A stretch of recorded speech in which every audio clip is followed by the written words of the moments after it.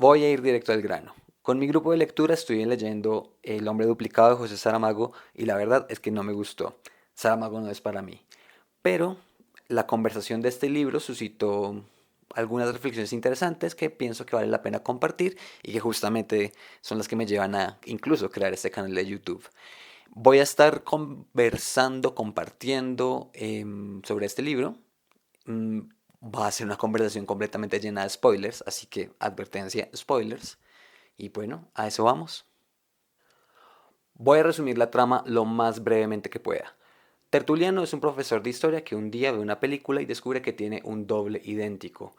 Se esfuerza por intentar contactarlo, lo contacta, descubren que efectivamente son iguales y procuran no volverse a hablar. Pero los dos están muy intrigados por saber quién es el original, quién es la copia, quién es el que tiene que esconderse, quién es el que va a dañar la imagen pública del otro, y inician una serie de venganzas mutuas en las que cada uno se termina acostando con la mujer del otro.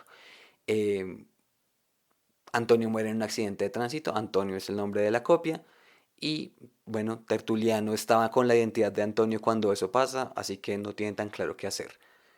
Ya, esa es toda la trama del libro. Esa es toda la trama del libro.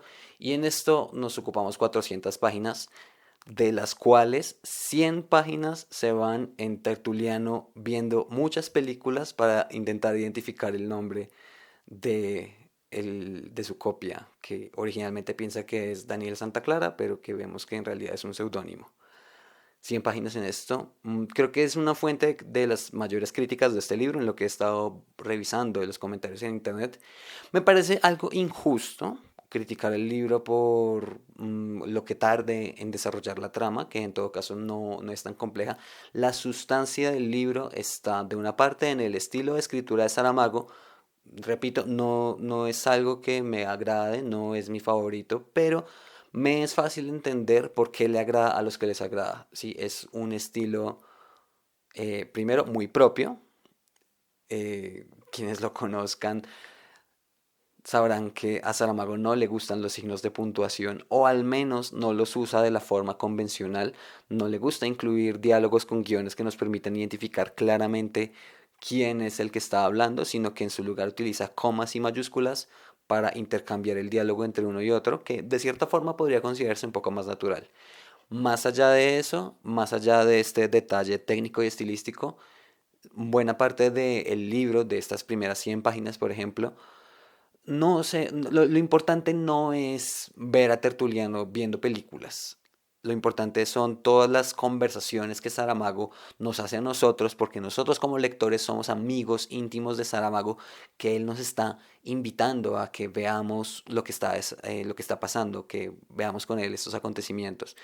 Y esa cercanía que logra con el lector es lo que entiendo genera tanta atracción por la obra de él. Y pienso que se merece el Nobel, aunque por mi parte ya le di la oportunidad con La Caverna, ya le di la oportunidad con Las intermitencias de la muerte y creo que no leeré más de Saramago, realmente me abruma un poco. La película Enemy del director, voy a llamarlo Dennis porque no quiero cometer el error de decir su apellido, es protagonizada por Jake Gyllenhaal, desde pronto así me anima un poco más. La que aparece acá es una gran película, es una película de 90 minutos, un poco menos en realidad, que logra resumir y presentar la trama que acabo de mencionar en ese tiempo y de hecho le sobra porque algunos espectadores han dicho que es una película aburrida. No es mi impresión, pero ciertamente la película tiene bastantes tiempos. Ay, no quería usar la palabra muertos, pero creo que es la que usaré. La película tiene bastantes tiempos muertos. Diría en general que la película es una representación fiel de lo que pasa en el libro. Incluso agradezco a la película que hace reales situaciones que los personajes en el libro apenas se imaginan. Una de ellas, por ejemplo, es que en el libro los personajes se imaginan todo lo que podría pasar si llegaran a presentarse en público en los lugares que el otro frecuenta y evaden esa posibilidad porque sentirían que es algo como muy incómodo o que tal vez no podrían sortear. En la película no se lo imaginan, en la película es algo que realmente pasa y que tiene consecuencias. Adam se presenta en la productora de las películas en las que participa Anthony y allá un celador lo reconoce, lo confunde por Anthony y le entrega una carta que estaba originalmente destinada a él. Entonces vemos que sí pasa y vemos realmente lo incómodo que fue para Adam, en ese caso, pues meterse completamente en el papel. De hecho, lo hace muy mal en el libro y en la película. Tertuliano y Adam respectivamente son muy malos como metiéndose en el papel del otro. No tanto como tiene sentido Anthony y Antonio, que son actores y que realmente logran de pronto improvisar mucho mejor. Pero vemos eso pasar realmente, que repito, es algo que en el libro apenas se imaginan. Algo que en mi opinión la película también hace muy bien es representar la obsesión que tiene Tertuliano, Adam, con Antonio, en cuanto a que en la película vemos realmente el stalkeo que le hace y la obsesión que él tiene con encontrar a la otra persona y irse en el carro y pararse al enfrente y durar mucho tiempo así como simplemente obsesionado pensándolo. No voy a decir que en el libro no pasa, en el libro pasa, sin embargo me transmitió mucho mejor la obsesión la película, no solamente por lo visual, sino porque pues en el libro no nos metemos tanto en la cabeza del personaje, quien nos está hablando todo el tiempo es literalmente Saramago, que de pronto siento yo está muy ocupado intentando ser nuestro amigo y contarnos un chisme, que realmente como mostrar esa obsesión que tiene Tertuliano. Igual la vemos en el hecho en el que él está viendo todas sus películas y ha decidido invertir una cantidad importante de su tiempo en esta tarea. De nuevo es una opinión muy personal. Siento que la película me transmitió mucho mejor esa obsesión. Hay una pequeña libertad que se toman en la película, que en mi opinión es un acierto, y es que modifican un poco el contenido de las clases del profesor de historia.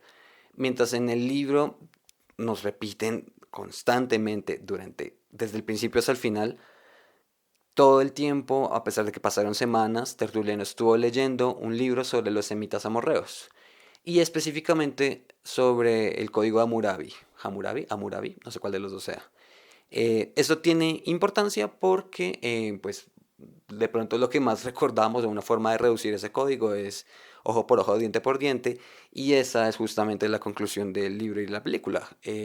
Antonio decide que se va a acostar con la mujer de Tertuliano, y Tertuliano, ojo por ojo, diente por diente, va a hacer lo mismo con la mujer de él, con Helena.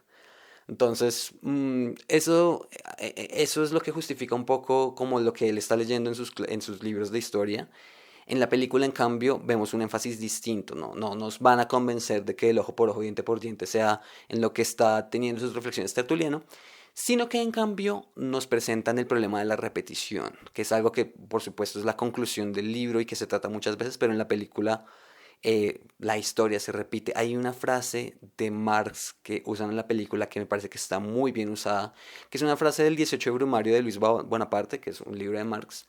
Dice, la historia ocurre por primera vez como una tragedia y la segunda vez como una farsa.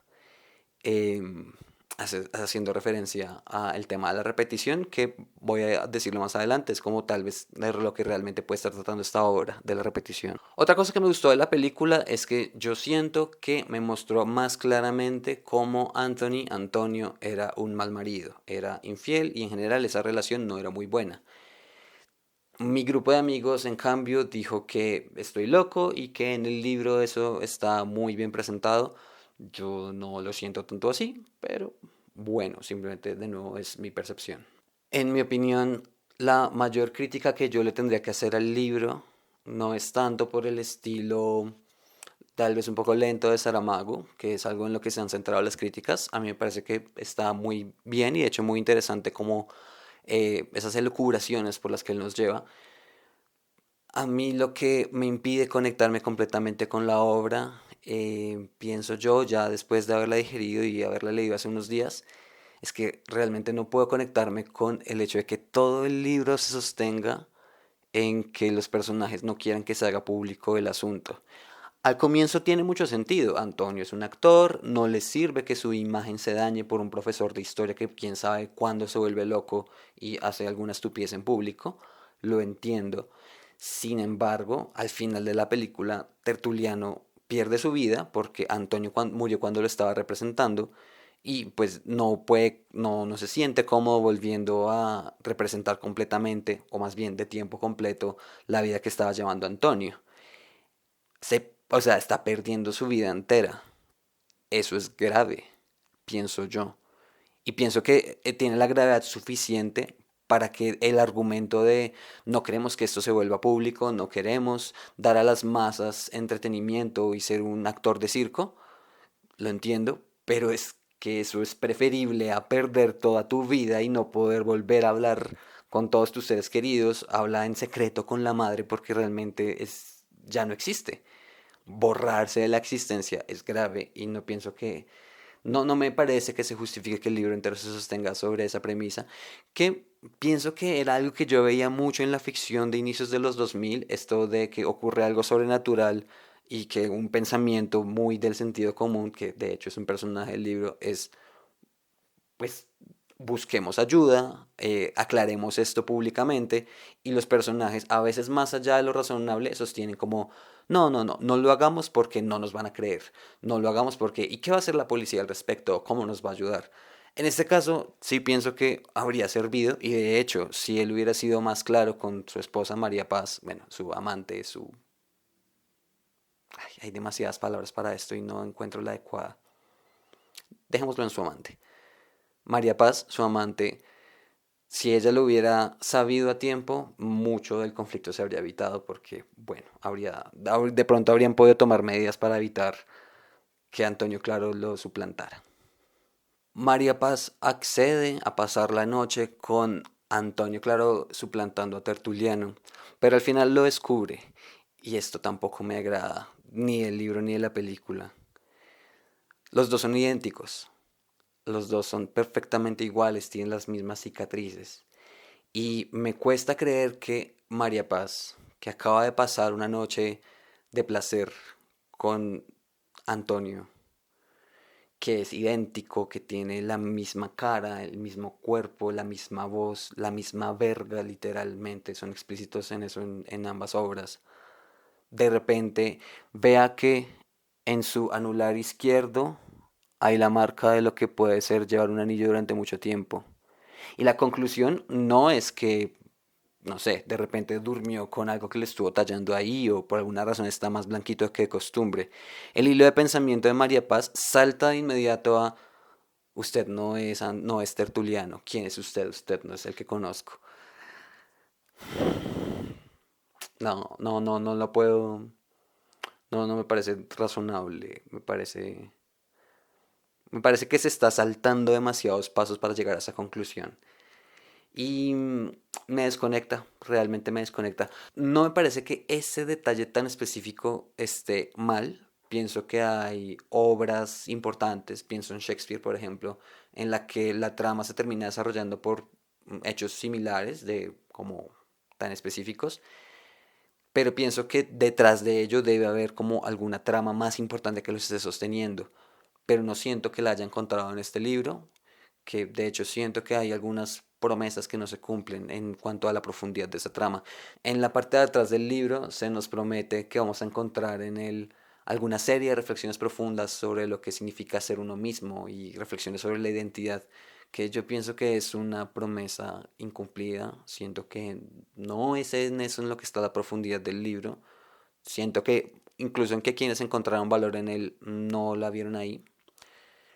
Un amigo me decía que esa parte en particular le pareció muy interesante en una conversación que tienen Antonio y Tertuliano, en la que están pues comparando sus historias de vida y viendo realmente qué tan idénticos son, y se preguntan en qué momento nacieron. Y esto es una pregunta muy difícil para ambos porque implica aceptar que uno es la copia del otro. Al final resulta que Tertuliano nació media hora después y eso implica de cierta forma que él es una copia. Y se preguntan si, bueno, entonces esto quiere decir que Tertuliano va a morir media hora después, como una especie de consuelo al hecho de saberse copia. Es una conversación interesante, puedo aceptarlo, pero no, de repente no me está cuestionando todo lo que yo creía pensar sobre la identidad. Me parece valioso del libro que ciertamente me hizo cambiar mi opinión sobre lo grave que puede ser encontrarse una copia. Quiero decir, antes de leerlo, yo pensaba que no se podía sostener muy bien todo el conflicto, en tanto que a mí me parecería genial encontrarme con una copia mía. Yo diría, wow, qué interesante, charlemos, vamos, tomamos un café y charlamos sobre nuestras vidas. El libro me hizo caer en cuenta que de pronto no sería tan chévere, que estaríamos corriendo un riesgo grande No estoy diciendo de que nos reemplacemos al límite al que llegaron los personajes de la obra, pero sí que uno dañe la imagen del otro. Y algo que nos lleva a concluir el libro es lo que Berkeley decía hace algunos siglos, y es que ser es ser percibido. No, en ese sentido, es realmente importante. No es una cuestión de vanidad, es importante cómo somos, cuál es nuestra imagen pública. Entonces le puedo dar la razón a Saramago y decir que es algo valioso que él me hizo reflexionar.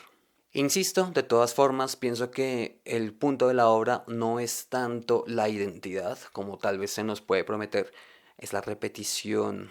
La repetición pienso que es el elemento que está central ahí, porque la conclusión de la obra es que Tertuliano acepta tomar el papel de Antonio definitivamente, incluso con el aval de su esposa, y él se sienta en la silla que en algún momento ocupó el Antonio original y reflexiona, oh, aquí fue donde él estuvo mientras recibió mi llamada hace unas semanas ya. Y suena el teléfono, contesta, y alguien al otro lado de la línea con exactamente la misma voz que él le dice, estoy hablando con Antonio Claro, no me va a creer esto, pero somos perfectamente iguales, implicando una repetición y un ciclo nuevo ahí. Hace pensar que de pronto el hecho de que él llevara un seudónimo, Daniel Santa Clara y Antonio Claro, tal vez es porque esto ya había pasado antes, que el Antonio que él conoció estaba tomando la identidad de otra persona y que tal vez está en riesgo de que tomen nuevamente su identidad o esa identidad del actor.